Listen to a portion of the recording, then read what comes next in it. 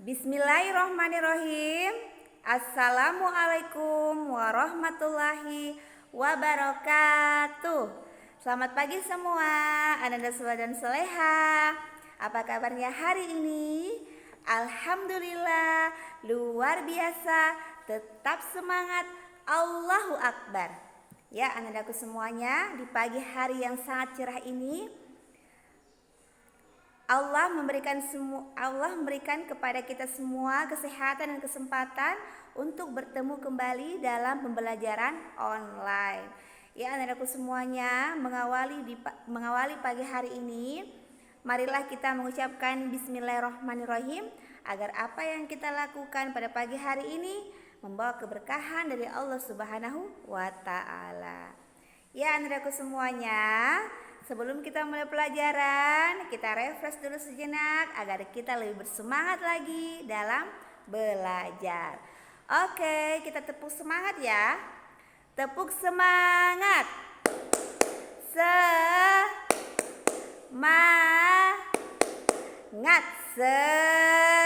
Semangat.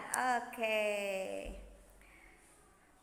Anak-anakku semuanya, sebelum kita mulai pelajaran, marilah kita bersama-sama berdoa. Berdoa dimulai. Sikap berdoa, tangan diangkat, kepala ditundukkan. Berdoa dimulai. Bismillahirrahmanirrahim. Rabbi zidna ilman warzuqna fahman. Ya Allah, berikanlah aku ilmu dan pemahaman yang baik. Amin ya rabbal alamin. Alhamdulillah, kita sudah berdoa, Nandaku.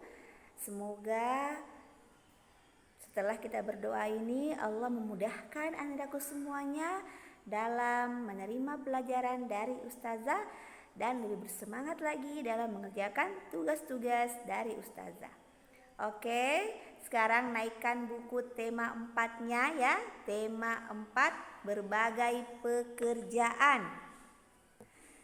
Subtema 2, pekerjaan di sekitarku, muatan pelajaran bahasa Indonesia.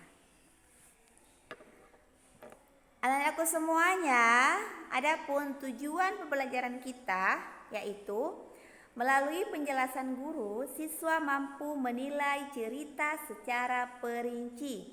Yang kedua, melalui penjelasan guru, siswa mampu menjelaskan alasan dari penilaian cerita baik secara lisan maupun tulisan secara perinci.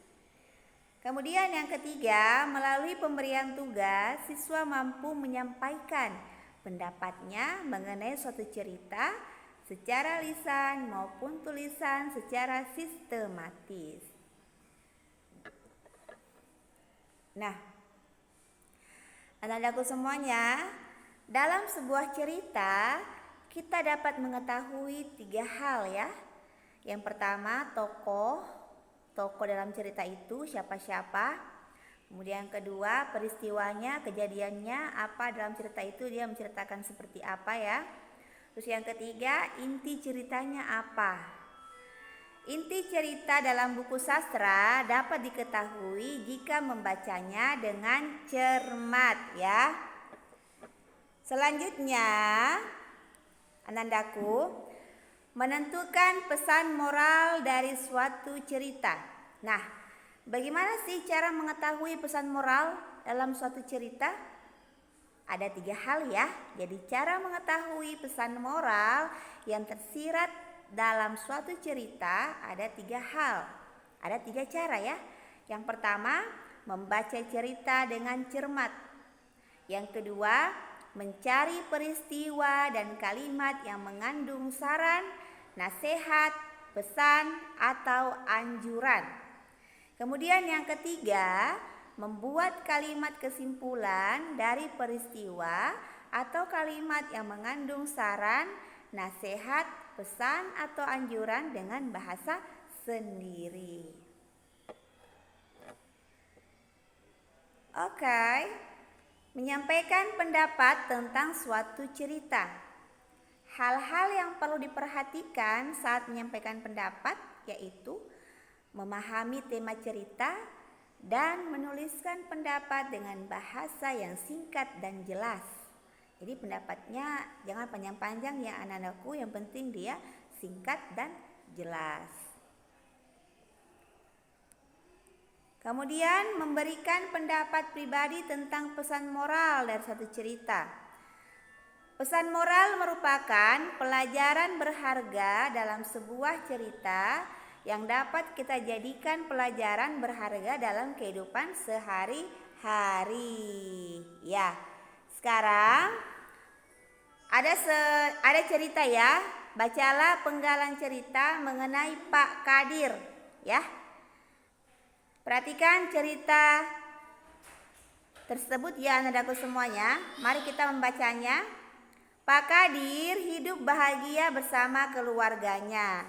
Mata pencaharian Pak Kadir adalah bertani. Ia memiliki sebidang sawah yang tidak terlalu luas. Namun, berkat kerja kerasnya, hasil sawah tersebut dapat menghidupi keluarganya. Suatu ketika, wabah hama menyerang sawah para petani. Pak Kadir sangat sedih. Ia mengalami kerugian yang besar karena serangan hama tersebut. Namun Pak Kadir pantang menyerah dan tetap bersemangat.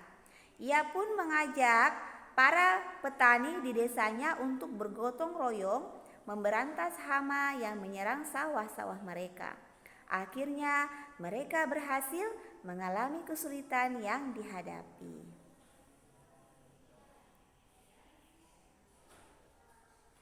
Nah, dari cerita tersebut dapat disimpulkan ya, tokohnya siapa?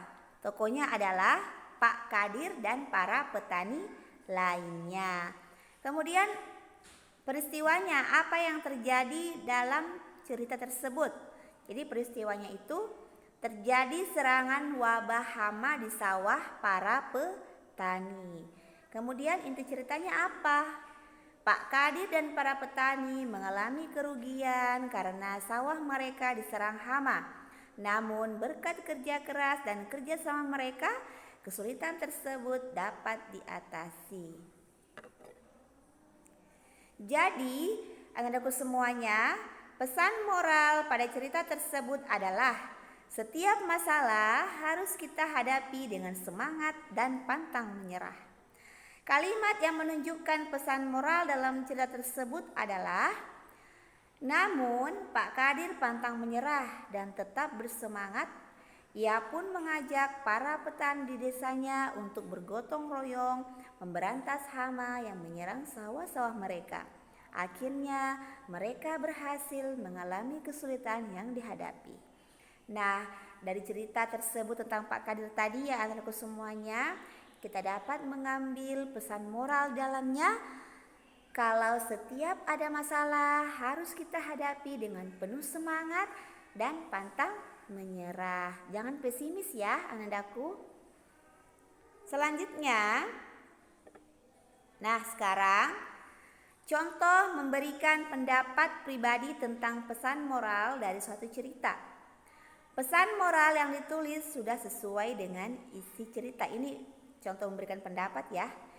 Pesan moral yang ditulis sudah sesuai dengan isi cerita. Menurut saya, teks cerita tersebut mengandung pesan agar menjadi orang yang tidak mudah menyerah dalam menghadapi masalah yang terjadi.